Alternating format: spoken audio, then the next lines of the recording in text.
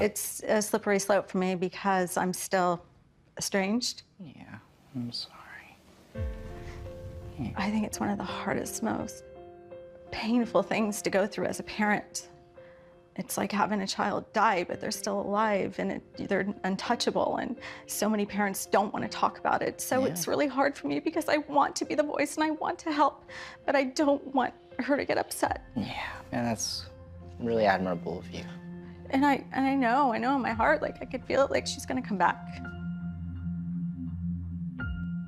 She will, absolutely. Yeah. I think patience is gonna be necessary with this, because sometimes as hard as it is, we just kind of have to ride out these difficult times, but I can guarantee you, she will come back. Yeah. If I've ever given a prediction on the show that I feel is accurate, I feel like there will be an opportunity to make amends, to say what needs to be said, and that'll happen. It's kind of like this feeling of like wanting to protect. Brother comes through and is like, I want to protect both myself and other people, but he acknowledges this dynamic of mom and a feeling of not wanting to endure that. It keeps coming through. Does most of that connect?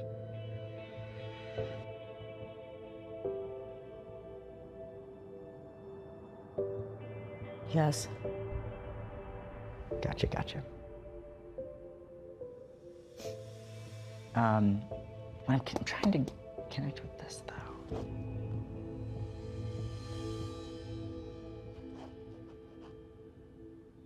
For some reason, he's showing me a bridge.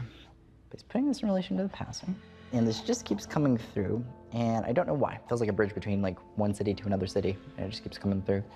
Yes. I'm not sure why, but I'm like using the bridge to go from one city to the next. His death is the reason I moved from New Jersey to Chicago. Gotcha.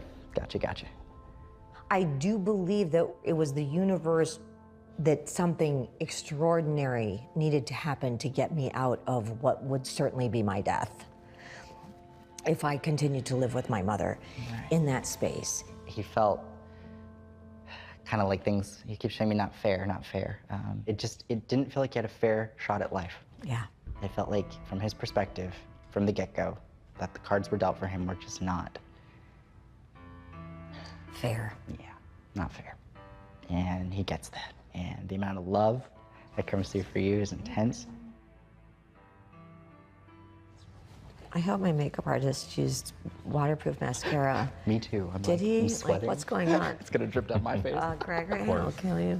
Touch up. Hello. Your mom gives me this feeling of almost like I don't have enough time to really think about what I'm about to face. And that's what makes this so hard.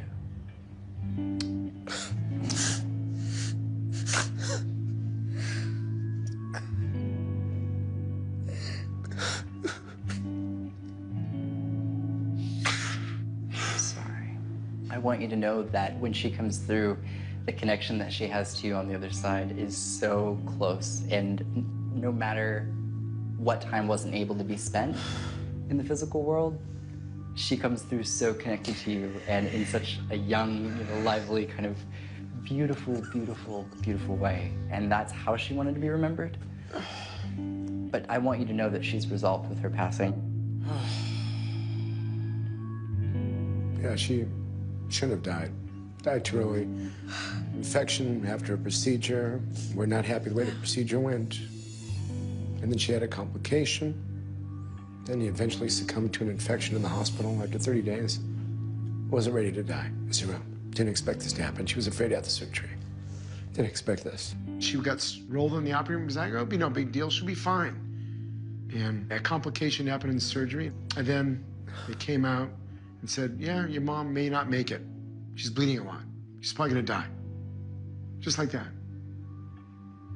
We almost passed out right there. And what?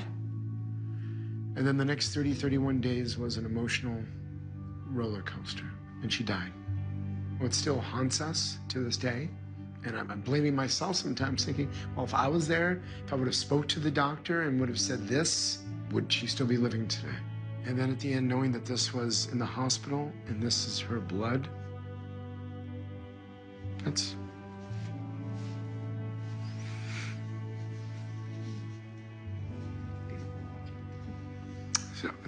intense. You know, I miss my mom. for sure, around you, there's a lady who acknowledges that she feels like she died kind of too soon.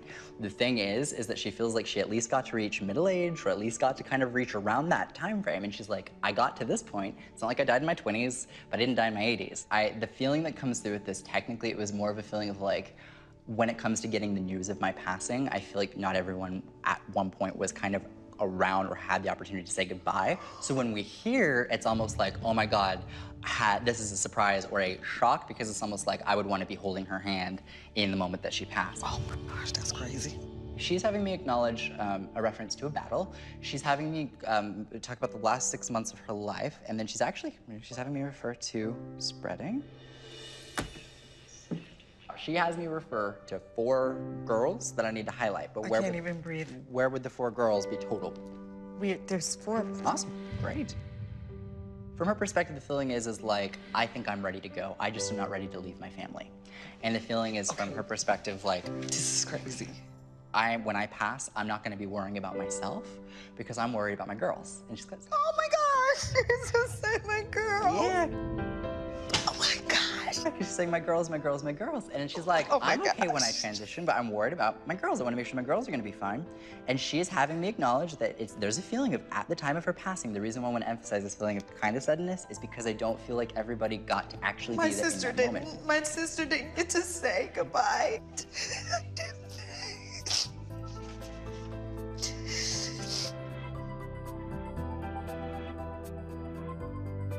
And so she just never got to say goodbye.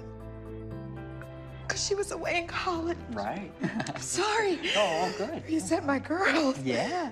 That's how she views them. Yeah, so she just didn't get to say goodbye. Right. And she didn't have that moment. This is very much on me, is the way it's being put. So that's the tricky part. So we're talking about a suicide. Right. So in the way this comes through, they're basically kind of, for some reason, having me talk about where I pass, I feel more comfortable being who I am. And it's just, it's like a whole lot of shame, secrecy, not being honest with family, compartmentalizing, almost like living a double life. That's kind of the way I would describe it. Like, I'm one way now, other way here. Honestly, shame is the big thing with this. I mean, it's kind of speaks for itself there. It's Could he have been a gay man? He killed himself because he was gay and didn't fit in, and no one knew what to do with that. Is there anything that was unresolved for you, or anything that you could benefit from knowing?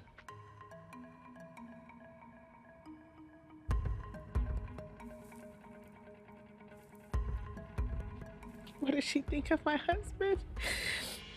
Well, it's funny because I don't know what this is. There's something funny. She's having me talk about him, talking about his appearance, like the hunk of man. She's having me talk about him. And she's like showing me a tall glass of water when this is going across. And she's basically like, yeah, him, She like good-looking guys. Like, that's a tall glass of water. So she's like, She would say that all the time. it's like, feels like hitting a wall and hitting a wall and hitting a wall. And I don't know to what extent this will make sense, but if on your mom's side of family, if there's any mother-daughter relationships that have been strained or been difficult, they're having me acknowledge the daughter in this equation. According to Grandma, the daughter in this equation is doing nothing wrong. This daughter in this equation has given the mother figure an opportunity time and time again. It's like, we can't change people on that side of family. It is what it is. She's doing this, and it's like, let it go, let it go, let it go. And there's a sense of comfort around that. I was raised by my grandmother. Wow, okay. From 3 days old. Aww. My mother was a teenage mom, and she just didn't want to have a child.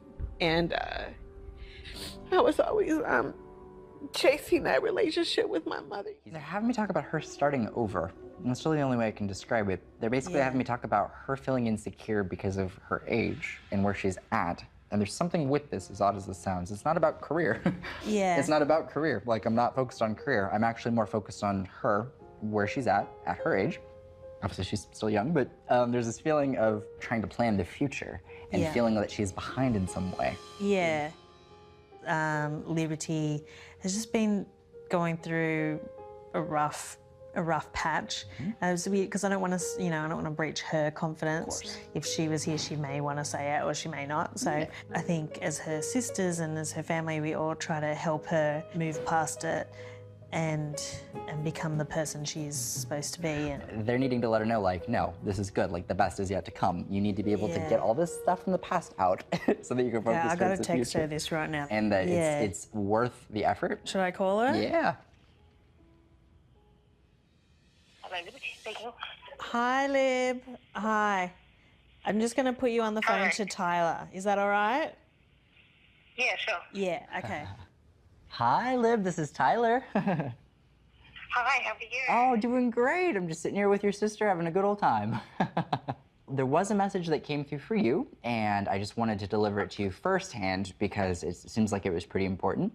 Basically, with where you're at right now, it's gonna get a lot better. They've been watching over you over the past year, and they want you to know that based on where you're at, that like the best is yet to come with this, because they're having me talk about how you feel about yourself at your age and where you're at. And they just want to let you know, like, you're fine, it's gonna be good, but they're having me acknowledge cutting this cord from the past and making sure that we don't re-involve ourselves in it in any way. So it's very, very much like, good job for cutting that cord, severing those ties, but make sure we keep those cords kind of severed, is the message. And, Wow, okay. and so basically the feeling. Wow, that's fascinating. Yeah, so please know in whatever way, if that does apply, that this is a message you're meant to hear and that ultimately you're on the right track, the best is yet to come, and just stick to your guns with this because you're making the right choice.